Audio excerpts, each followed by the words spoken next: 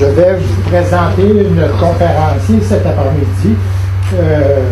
En passant, bonjour, monsieur et madame, pour assister à cette présentation sur le village de Plessisville dans le temps. Notre invité est un Plessis-Villois. Il a fait ses études au Collège Saint-Édouard et son cours classique commençait à Plessisville et finit son cours à Montréal. Il a été enseignant plusieurs années à Nicolette. Puis à sa retraite, il revient dans notre patrimoine. Il occupe son temps à la Société Saint-Jean-Baptiste de la région et même au niveau régional.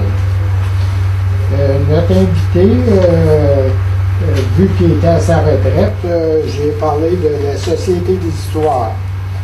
Sa réponse ne m'a pas dit oui ou non, mais il a travaillé comme beaucoup. Comme un oui. Comme un oui. Comme un oui, qu'on pourrait dire. Vous allez le constater cet après-midi.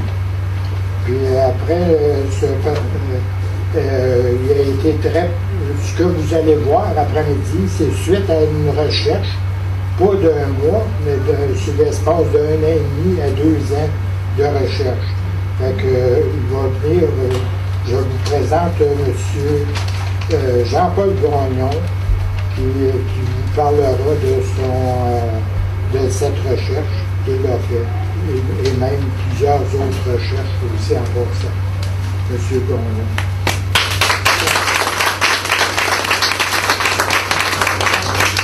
Merci Benoît. Alors, comme Benoît a dit, j'ai fait beaucoup de recherches sur le canton de Somerset. À partir des années 1792, aller jusqu'à environ 1855, à l'ouverture de la ville de Plessisville. Alors, ça m'a permis de visiter bien des villes, parce que les documents sont partagés, beaucoup. Alors, il faut aller à Québec, il faut aller à Trois-Rivières, à Montréal, il faut aller à Thetford, il faut aller un peu partout pour avoir des documents sur notre région. Alors, j'ai écrit aussi beaucoup. Après ça, j'ai décidé, à la place de publier ça en briques, de le sortir en fascicule, parce que d'abord, ça me permettait de terminer une partie. Puis, ça prenait moins de temps comme ça, parce que c'est très long à faire. Alors, je vous présente aujourd'hui Joseph Champoux, dit Saint-Père. Alors, c'est, d'après moi, le fondateur de Plessisville, c'est-à-dire du village de Plessisville. On parle beaucoup de M. Lafont, qui était le premier colon, mais M. Lafont était à l'extérieur un petit peu de la ville, il était sur la colline, pas loin de chez Bertrand. Et il n'y a pas, disons, amené de développement au niveau du village. Tandis que M. Champoux, lui, il a amené un grand développement du village, même s'il n'est pas resté très très longtemps ici. Alors, je vais vous faire un résumé de ce que contiennent mes recherches. C'est un résumé uniquement qui porte sur la vie des Champoux. Dans mon petit bouquin, je vais plus loin, je fais une remontée historique un peu des moulins jusqu'à leur fermeture. Et un peu aussi dans le genre de vie qui naît, des choses comme ça.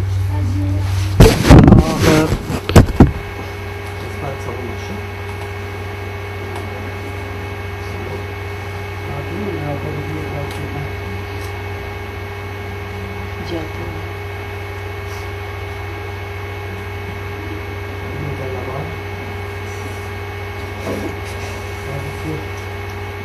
Pourquoi tantôt?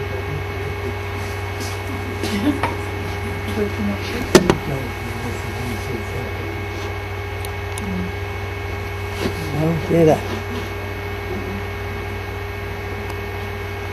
C'est pas habituel que tu te souviens.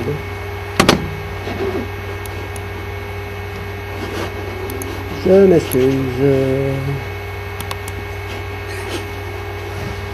Ça marche pas. Bon, on va y aller autrement. Alors, comme je le disais, on peut considérer Joseph, là je vais faire remarquer le mot Saint-Père. Joseph Champoux du Saint-Père, c'est une famille qui vient de France. Alors, il y a beaucoup d'orthographes, comme dans tous les noms de famille qu'il y a à cette époque-là. Alors, vous avez Saint-Père, P-A-I-R-E, vous avez Saint-Père, P-A accent grave R-E, comme m'a dit ma femme, c'est l'orthographe spéciale pour elle. Saint-Père, P-A-I-R, puis Saint-Père, S-E-M-P-A-R, puis la tournure anglaise, ici. Alors, ça dépend des contrats, avec qui ils signent des contrats, ça dépend beaucoup de choses, là, le nom varie d'un à l'autre. Alors, on va voir ses origines, ses premières expériences dans la vie adulte, parce que c'est un gars qui a quand même voyagé pas mal. Son grand projet de construction des moulins, comment il a amené le développement du village de Somerset, qui est devenu la ville de Plessisville après. Son départ, parce qu'il n'est pas resté très très longtemps, et ce qu'il advient de la famille après, comment la famille a évolué. Ça m'intéressait beaucoup là-dedans. Bon, je vais faire un petit topo sur la ville. Ça, c'est une ville aérienne de Plessisville. Bon. Alors, vous avez ici le lot 28. Alors, le lot 28 part comme ça, là. Bon, ici, là, c'est la nord, si on peut dire. C'est la rue Saint-Jean. Là, c'est le boulevard des Sucreries. Alors, le lot 28 est situé dans le 8e rang, ça comprend toutes ces maisons-là ici. Alors, tout le monde qui est sur ce territoire-là est dans le lot 28. Alors, les moulins étaient ici, à l'embouchure de la rivière, la rue Saint-Calix, pas l'embouchure de la rivière, mais au coin de la rue Saint-Calix. Alors, vous avez ici le carrefour, vous avez le cimetière ici, vous avez l'église ici, pour vous situer. Et comme voisin, alors, vous savez, si on prend l'époque, le 27, c'était un voisin qui construisait les moulins avec Joseph Champoux, ici. Le lot 29 était pratiquement inoccupé. Le lot 30, ici, était occupé. En passant, Bertrand est là. Et vous avez le lot 31 qui était très occupé. Ouais.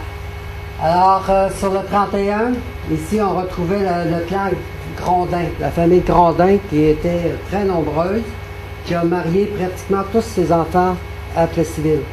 Alors, ce sont des gens qui sont installés un peu partout dans le canton de Somerset. Ici, vous avez Lafont, qui va s'installer ici, là, sur le lot 30. Et vous avez aussi, un petit peu que je regarde mes affaires, les Beauchesne. Les Beauchesne qui vont aussi, il y avait beaucoup de filles qui vont se marier avec des gens du coin. Les Beauchesne, les Grondins, ça fait un clan très nombreux, là. C'est des familles de 10, 12 enfants là, qui se marient entre eux là, un peu souvent. Là. Il y en a 2 ou 3 qui ont marié le frère de l'autre, puis des choses comme ça, qui sont établies ici. Bon, vous avez la rue Saint-Calix qui passe en plein milieu ici, là. Ça en va par là. Et ici, comme je disais, ça a été très longtemps. Ici, dans ce coin-ci, là, vous avez les gens qui faisaient, ce que je peux dire, de la fumée. Les gens des potasses, ils faisaient de la potasse ici, puis la perlasse. Alors, tout ce coin-là, là, ça vivait dans la fumée, à peu près cette époque-là.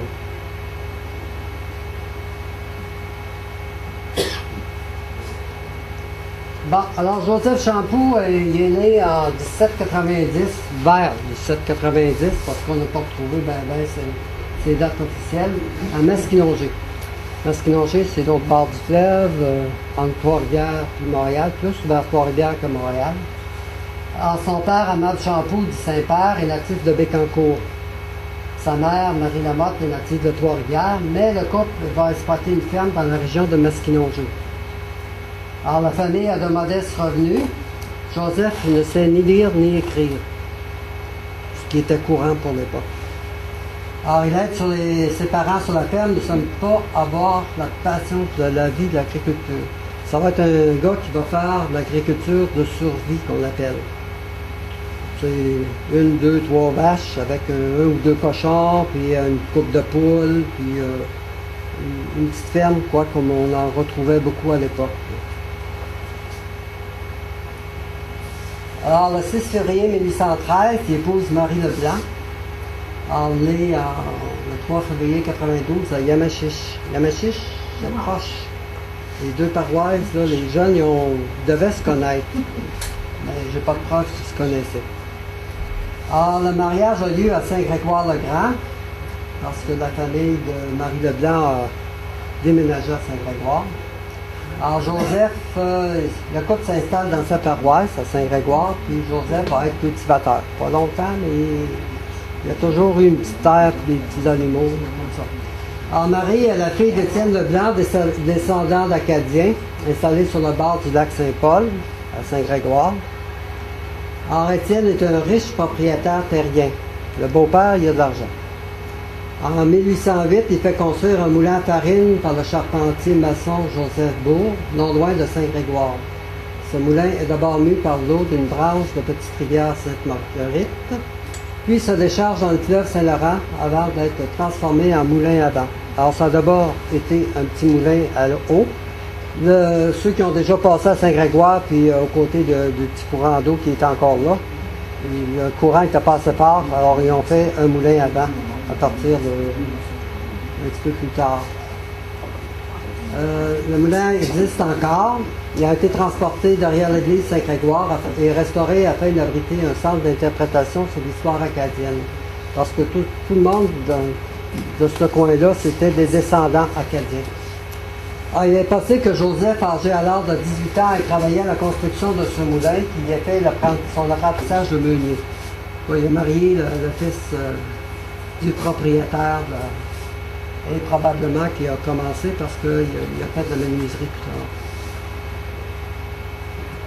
Alors ça, c'est le moulin. Si vous allez en arrière de l'église de Saint-Grégoire, vous pouvez le voir. Ça, c'est la version moderne du moulin. À l'époque de Joseph Champoux, c'était pas tout à fait la même chose. Il n'était pas en même place non plus. Mais c'est bien à visiter. Alors, il va devenir apprenti menuisier sculpteur. Bon, un apprenti menuisier sculpteur, ça, c'est quelqu'un qui travaille pour la finition des églises. Et que c'était la grande époque, à ce moment-là, pour la construction des églises. Toutes nos vieilles églises, là, ont été érigées à peu près à cette époque-là. Alors, il va travailler avec Louis Quévillon, l'atelier des écarts. Ça vous dit probablement rien, mais c'est eux autres qui ont construit à peu près les plus belles églises qu'il y avait. Alors, on ne sait pas trop pourquoi il est devenu apprenti menuisier sculpteur, mais son beau-frère l'est. Le beau-frère qui va travailler dans beaucoup d'églises, dont celle de la cathédrale de Nicolet, la première qui a glissé dans le trou. Alors, le beau-frère a travaillé là. Alors, le travail d'apprenti n'était pas de tout repos. À l'époque, seul le dimanche était chômé. Les journées de travail étaient de 14 heures en été et 13 heures en hiver, avec une pause d'1 heure pour le repas du midi. Le tout pour un salaire de misère. Vraiment pas bien payé. Alors, Joseph va mettre fin à son contrat d'apprenti le 26 avril 1821, sans obtenir son accréditation de menuisier sculpteur. Alors, son expérience aura duré 5 ans. Il va retourner sur ses terres à Bécancour et reprendre son métier de cultivateur. Il retourne régulièrement comme ça à ses terres. Ne connaissons pas tous les travaux effectués par Joseph comme apprenti, mais nous sommes certains qu'il a travaillé en 1817 à l'installation et l'augmentation de la voûte dans l'église, ainsi qu'une corniche de 12 colonnes pour rectacle, le récepteur de la chapelle latérale, de l'église Saint-François-Xavier de Verchères. Je vais vous montrer qu'est-ce que ça a de l'air quand même, parce que c'est joli. Ça, c'est l'église. Alors, Champoux, il a travaillé d'abord pour mettre les colonnes, là, toutes les colonnes qu'il y a là, puis les décorations ici, là, ce bord-là, puis ce bord-là. Alors, en tant que menuisier sculpteur, il faisait la finition, les dorures, l'hôtel, les bancs ici en avant, la balustrade, les colonnes. Vous remarquez toutes les bebelles qui en haut, là, toutes les dorures, les sculptures. Alors, c'était son métier. Il a dû travailler un peu ici aussi là, pour faire la finition des églises. C'était quand même quelqu'un qui était capable de faire des choses belles.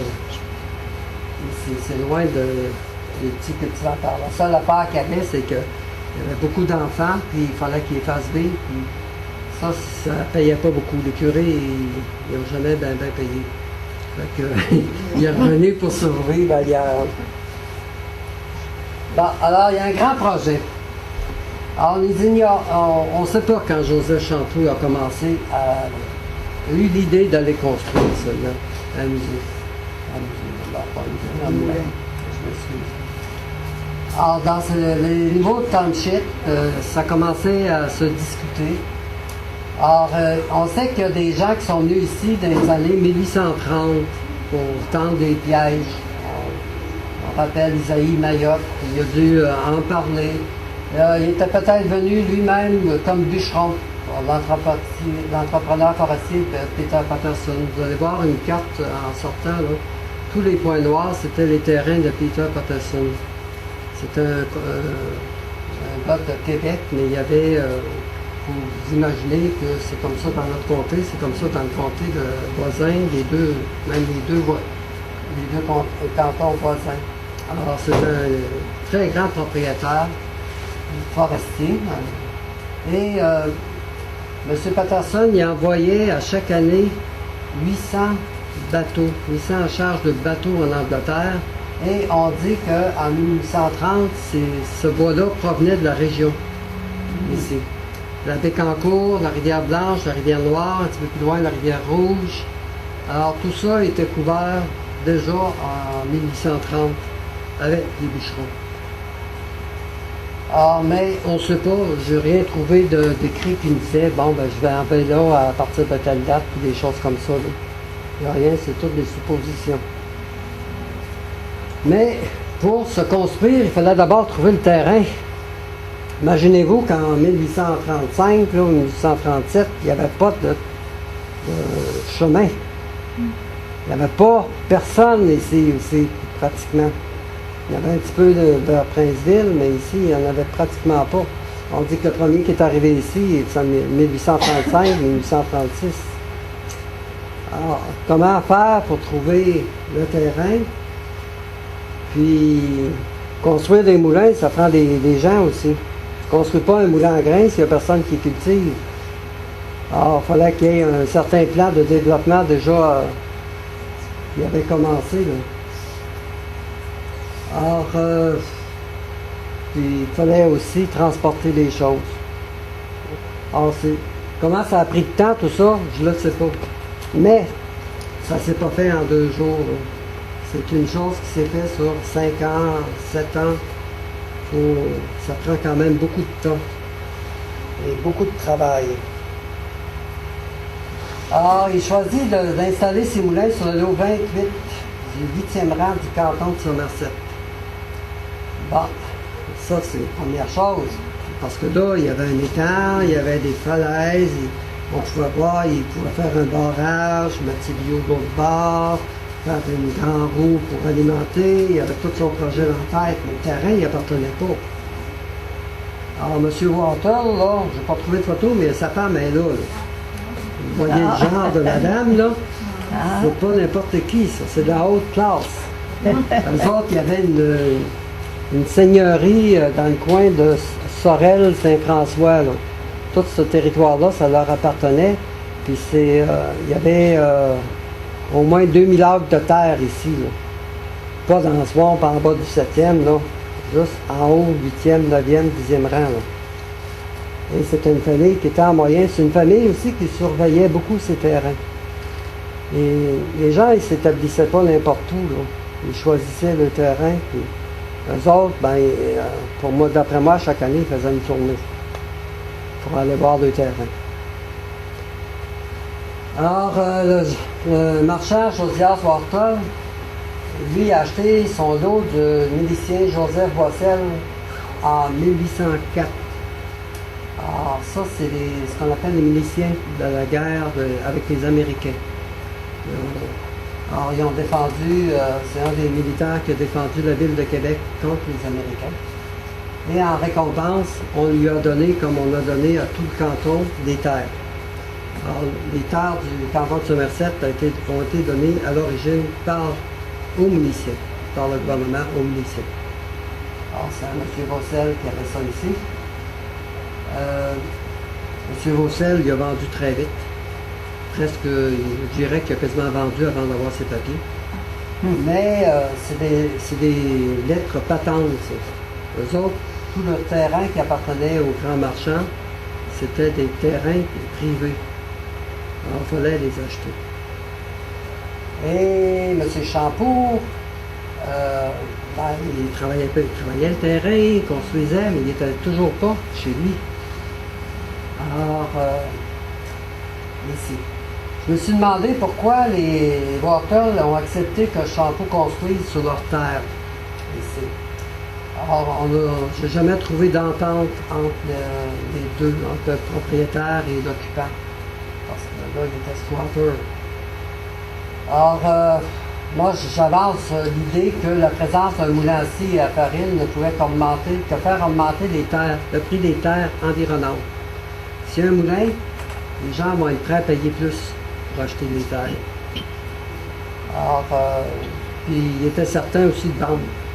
Si d'autres se construisaient sur leur terrain, puis qu'ils construisaient une grosse affaire, normalement, ils auraient dû acheter à un moment donné. Pendant qu'ils légalisent toutes ces choses-là. Bon, ça c'est le terrain vu en 1855. Alors, vous voyez ici, là, ça c'est des moulins. Et vous avez ici le lot, là, 28. Bon, je vous fais remarquer que la ligne, elle passe proche ici. C'est que les lots ont changé en 1845. La carte est décalée un peu parce qu'il y avait des lots qui étaient trop larges. Et on a inséré un nouveau lot là-dedans. Ce qui a fait que les terrains ont tassé. Alors, ça vous donne une idée quand même, là, une autre, vous avez ici la rue Saint-Jean, ici c'est le boulevard des Sucreries, vous avez la rue Saint-Louis, la rue Saint-Calix ici. Alors, c'est à peu près les seules rues là, qui sont officielles à l'époque, les deux seules rues. Alors, la construction des moulins. Bon, avant 1838, les Champoux, ils ne sont pas à Plessisville. Ils construisent. Ils ne restent pas ici. La famille demeure à Pointe-aux-Sables. Ils ont 10 enfants. Pointe-aux-Sables, ça, c'est aux côtés du lac Saint-Paul, à Saint-Grégoire, qu'on appelle maintenant la ville de Bécancour. Bon, Joseph vient travailler à son projet avec un voisin, Joseph Prince, son fils Octave, puis probablement d'autres de ses enfants aussi. À partir de 1836, je dirais moi. Le travail avance lentement. Bon, il faut dire qu'à cette époque-là, il n'y a pas de tronçonneuse, il n'y a pas de bulldozer, il n'y a même pas d'animaux de trait. Il n'y a pas de cheval, pas de bœuf. Tout le monde transporte sur leur dos. Alors, juste faire le moulin, il a fallu faire la digue, monter les bâtisses. Il a fallu transporter toutes les pièces à partir du fleuve. Et ça, souvent, là, il y avait des charretiers, par exemple, qui faisaient le voyage en hiver, là, mais il fallait amener pièce par pièce. Ou, disons, essayer de les construire sur place. Il devait être habile de ses mains, mais c'est quand même énormément d'ouvrage. Et la base du moulin à farine est en pierre. Il a fallu les trouver, les pierres. Le barrage, à ce moment-là, il est en bois. Alors, ça partait souvent au printemps, rétablissant. Alors, en 1938, la maison, le coin est prêt. Les bâtiments des moulins sont construits. Joseph achète les principales pièces pour faire fonctionner ces moulins à Saint-Grégoire, chez d'autres meuniers. Au début de 1939, il les fait transporter pendant l'hiver à Somerset. Ils ont passé probablement par la rivière Blanche. Alors, sur la glace. Sur la glace. Oui, parce que juste monter des pierres de moulin, les pierres, c'est des grosses pierres de grès encerclées de fer, c'est à peu près ça d'eau. Or, c'est extrêmement pesant. Il y a beaucoup de pièces qui sont pesantes là-dedans. On m'a dit que juste les graver, faire les sillons dans la pierre, c'était à peu près une semaine d'ouvrage à temps plein pour quelqu'un. Il faisait ça avec un petit marteau. Alors, vous pouvez vous imaginer un peu le temps que ça a pris pour construire ce moulin-là. C'était quand même. Bon, il y a à ce moment-là, à partir de 38-39, il y a beaucoup d'excavateurs qui vont venir s'installer. C'est déjà, il y a déjà beaucoup de monde du côté de Princeville, là, de Stanford. Alors, ça continue, ça va prolonger les gens pour venir vers nous autres après. Alors, on va dire les gens ne s'installent pas n'importe où. Les gens s'installent sur des lots bien précis. Ils délimitent leur lot, délimitent leurs frontières chacun. Et c'est à ce moment-là qu'on voit la potasse entrer en jeu, le sirop d'érable qui va commencer, les premiers missionnaires qui vont venir dans les coins aussi, de manière plus soutenue. Alors, pour vous donner une idée de ce que les gens faisaient, alors, d'abord, c'est bûcher à la hache. C'est tout transporté, on voit le gars qui transporte ses billots, les petites cabanes qui sont construites en bois rond. Et il n'y a pas de place pour la culture. Faire une terre à partir de là, c'est quasiment 10 ans de travail. Alors, les gens commençaient après ça à semer entre les bûches. Et on essayait de les enlever ou de les faire pourrir. Souvent, on mettait le feu par-dessus pour les éliminer. Mais ça repoussait tout sur cette affaire-là. Il n'y a pas question de semer du blé les premières années. Parce qu'il fallait tout arracher les racines, il fallait tout couper des petites tiges. C'était énormément d'ouvrage. C'est un travail qui est très dur aussi. Il n'y a pas de chevaux, il n'y a pas de bœuf à ce moment-là, il n'y a rien. Juste des hommes, des bûches, les bras.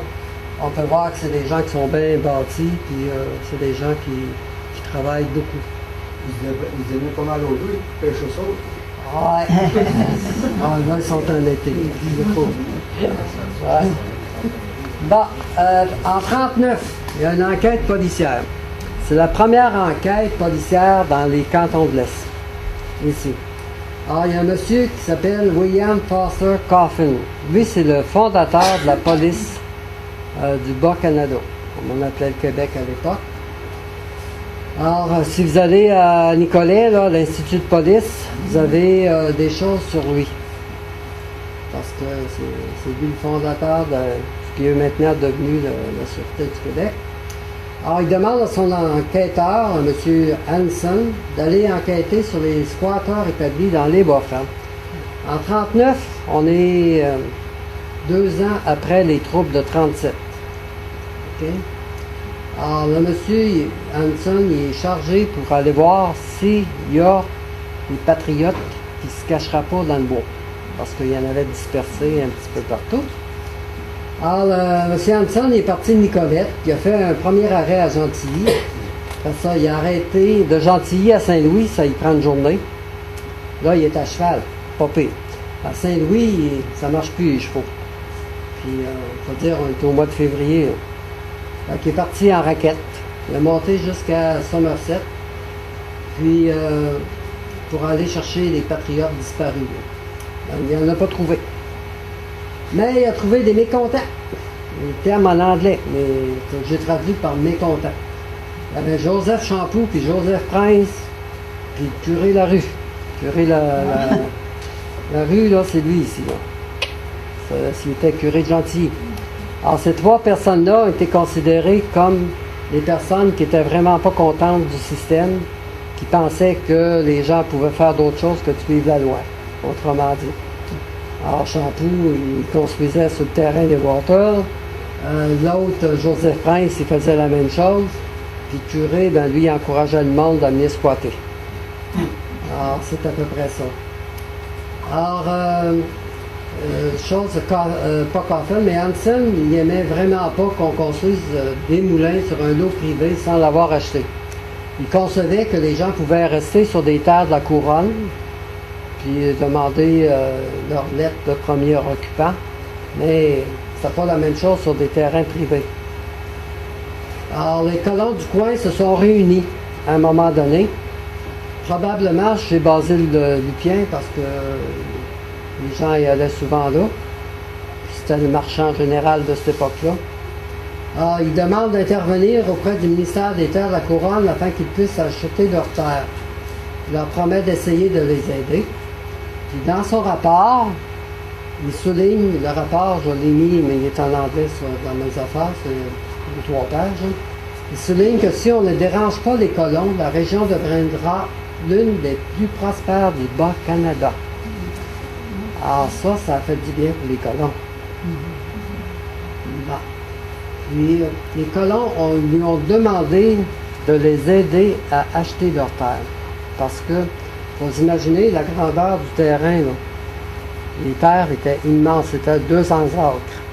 Puis les colons, en réalité, ils occupaient à peu près. Alors, tout le lot au complet, ça veut dire 200 acres. La somme de 2000 livres, dont 50 comptants. 200 livres. C'est l'argent anglais de l'époque.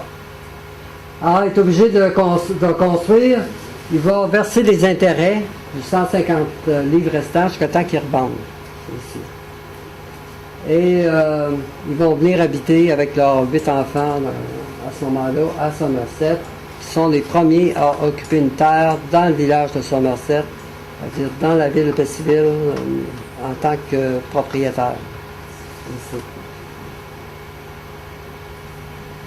Premier moulin à farine, je vous donne un modèle de moulin à farine qui probablement ressemblait un peu à ça. Alors vous avez le premier étage ici, là.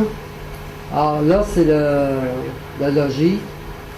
Et ici, c'est l'autre côté, c'est les pièces, les rouages qui font marcher le moulin. Et en haut, c'est une grande salle avec les poches de farine, le bluto, puis tous les appareils qui font le moulin ici. C'était très rudimentaire. Alors, c'est la pièce de bois qui est maintenue ici, qui glisse, puis la scie est fixe, puis elle coupe. Probablement qu'au début, il y avait juste un toit, puis les scies. Alors, fondation du village. Alors, Joseph Champeau, lui, il dirige le commerce. Alors, il va engager des bûcherons, des ouvriers. La loi l'oblige à ouvrir une route pour que les gens aient accès au moulin. Alors, il va ouvrir ce que lui a appelé un chemin du roi, qui va devenir par la suite la rue Saint-Calix. Alors, il va autoriser un passage sur sa terre pour que les colons aillent aux potasseries. Et on a montré un petit peu au début, là, du 7e rang. Alors, ça va devenir la route des moulins. Alors, ça va devenir la rue des Érables après. Puis, il va avoir un accès à sa cour à bois, qui va devenir la rue Saint-Joseph. J'ai dit, nommé à son honneur pour l'interrogation, parce que c'était l'habitude des gens de l'époque de nommer une ville ou une rue au nom du saint, le saint du gars qui voulait honorer. Comme Saint-Louis, c'est Louis Massu. C'est devenu Saint-Louis. Comme ici, probablement que la rue Saint-Joseph, ça vient de Joseph Champeau. Alors, il va devenir un leader religieux. Alors, il va ériger la croix pour rassembler les colons en l'absence du missionnaire. Il va donner un grand terrain pour la chapelle, pour le missionnaire résident. Puis il va diriger lui-même certaines cérémonies religieuses, comme il va enterrer le monde, il va baptiser aussi un petit peu, ou des choses comme ça, pendant que le missionnaire n'est pas là. La première chapelle, 45 pieds par 34. Alors, je vais vous faire juste remarquer que